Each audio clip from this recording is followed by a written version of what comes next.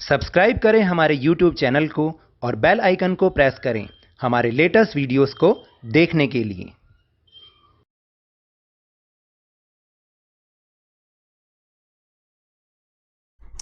Hello and welcome to Lavneesh Sir की class. This is Directorate of Education GNCT of Delhi's worksheet number 7, and it is only for 9th class students. It has taken from the subject Social Science, and we will learn and understand the topic Understanding History Part 2 in this worksheet. So students, आज की इस worksheet में हम फिर से एक बार history को कैसे अंडरस्टैंड करते हैं उसके बारे में समझेंगे। लास्ट वर्कशीट जो पार्ट 1 था उसमें हमने ये जाना था कि किस तरह से जो हमें प्रूफ्स मिले उसके बेस पर हमने किसी फैक्ट को माना और हिस्ट्री को लिखा, उसकी स्टडी की। आज की इस वर्कशीट में उससे आगे, तो without wasting our time let's start and understand with me. The present social, economic and cultural heritage of India is the result of long process, यानी कि जो आज की वर्तमान की सामाजिक, आर्थिक और सांस्कृतिक विरासत है ना भारत की, वो एक लंबी प्रक्रिया का परिणाम है। यानी ऐसे ही कोई धर्म नहीं बन गए या ऐसे ही संस्कृतियां नहीं आ गई हैं, ये एक बहुत लंबे समय तक चली आई परिवर्तन की प्रक्रिया है, जिसके कारण आज जो हम हेरिटेज देखते हैं इंडिया की, वो हमें दिख पा रही है। Indian history can be traced back to the birth of the Indus Valley civilization and the arrival of Aryans. देखिए, हम जो भारतीय इतिहास की शुरुआत को कहां से कह सकते हैं कि जब आर्यंस भारत आए और इंडस वैली सिविलाइजेशन की शुरुआत हुई। These two phases are usually described as pre-Vedic and Vedic periods, और इस पूरे समय को, जो ये समय था, इसको हम दो भागों में डिस्क्राइब कर सकते हैं। एक को हम प्री वैदिक कहते हैं और एक वैदिक पीरियड कहते हैं।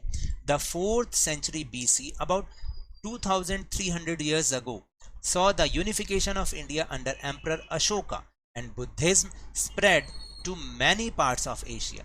देखिए, आज से लगभग 2300 years ago, जब एम्परर अशोक था, यानी कि बीसी का मतलब होता है बिफोर क्राइस्ट, यानी ईसा मसीह से भी 300 साल 400 साल पहले, ठीक है। तो तब इंडियन एम्परर जो अशोका था, उसने पूरे भारत का यूनिफिकेशन किया, और क्योंकि उसने बुद्धिज्म को ही अडॉप्ट किया था, इसलिए पूरे एशिया में बुद्धिज्म को उसने स्प्रेड किया।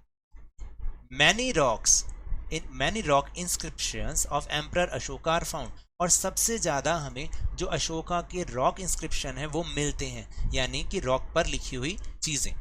The state emblem of our country is an adaptation from the Sarnath line capital of Ashoka.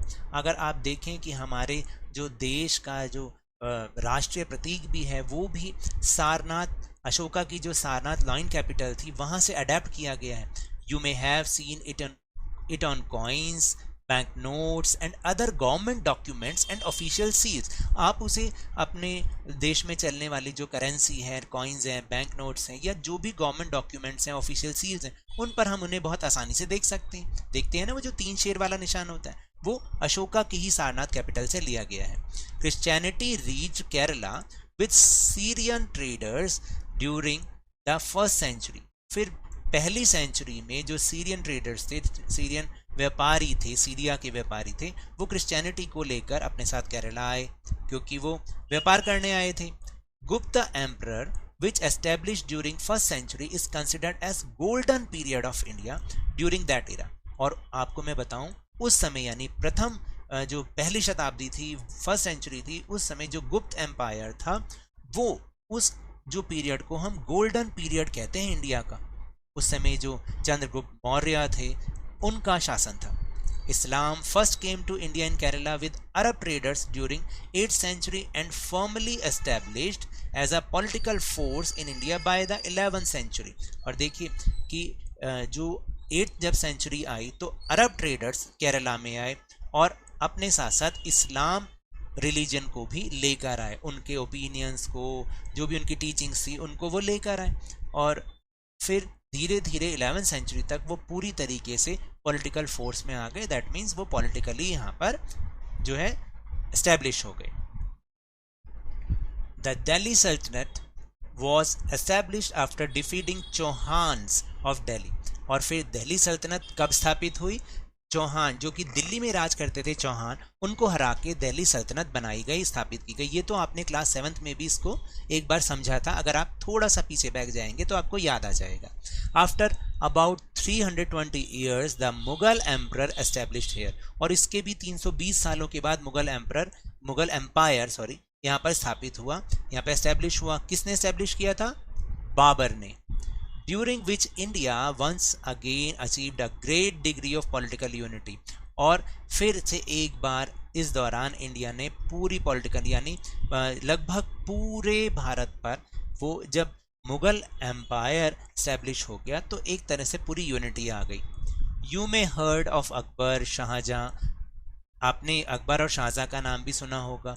During this period many empires like Rashtrakutas, Pratiharas, Palas, Senas, Chalukyas, Satavahanas, Paramaras, Ahoms, Cholas, Pandyas and Vijayanagara also flourished in India. और इनके साथ साथ जब ये मुगल एम्पायर फ्लोरिश हो रहा था तो उसके साथ साथ बहुत सारे और एम्पायर्स भी थे जिनका नाम अभी आपने सुना, ये भी इंडिया में फैल रहे थे और फ्लोरिश हो रहे थे। Many important buildings of this period narrates the story of their glorious time itself। देखिए उस समय की जो बिल्डिंग्स थी, इमारतें थी, वो आज भी अपनी इस कहानी को कह रही हैं। बहुत सारी बिल्डिंग्स आज भी वैसे ही हैं जैसे उस समय थी। Just like Qutub Minar, I am sure कि आपने देखा होगा, Red Fort, Taj Mahal, Kandariya Mahadev temple, Rajarajeshwara temple at Thanjavur, Jain temple at Dilwara, Vijay Stambh at Chittorgarh are few examples. देखिए इतने सारे बिल्डिंग्स के एग्जाम्पल्स हैं जो कि आज भी अपनी इस ग्लोरी की स्टोरी को कह रही हैं, ठीक है। And the picture shows many things. In this picture Chaitanya Dev in the bhakti of lord Krishna. देखिए इस पिक्चर में जो चैतन्य देव हैं, भक्त चैतन्य हैं, वो भगवान श्री कृष्ण की भक्ति में लीन होके अपना गाना गा रहे हैं, मतलब लीन हो चुके हैं वो उसमें। एंड द सेकंड पिक्चर में देखिएगा आप कि क्या है, बहुत सारे इक्विपमेंट्स हैं जो कि एग्रीकल्चर से रिलेटेड हैं, और यहाँ पर जो अकबर हैं वो डिस्कशन कर रहे हैं अपने वेरियस रिलीजियस स्कॉलर्स के साथ। तो ये पिक्चर्स से हमें पता चलता है अपने हिस्ट्री के बारे में। Then Guru Nanak Dev ji started Sikhism. Many important saints of bhakti stream like Kabir, Meera, Chaitanya Dev, Surdas gave new direction to the society। और गुरु नानक देव जी ने सिखिज्म को स्टार्ट किया, सिख धर्म को स्टार्ट किया, और उसके अलावा बहुत सारे भक्ति के संत थे जो कि कबीर, मीरा, चैतन्य देव, सूरदास, इन्होंने भी हमारी सोसाइटी को एक न्यू डायरेक्शन दी।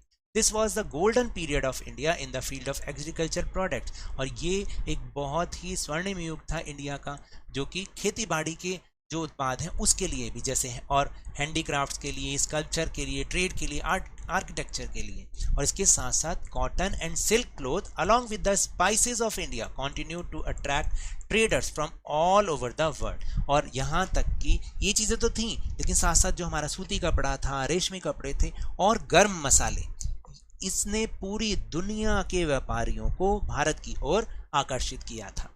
तो now this is the topics of this worksheet, and now we'll move on question answer section.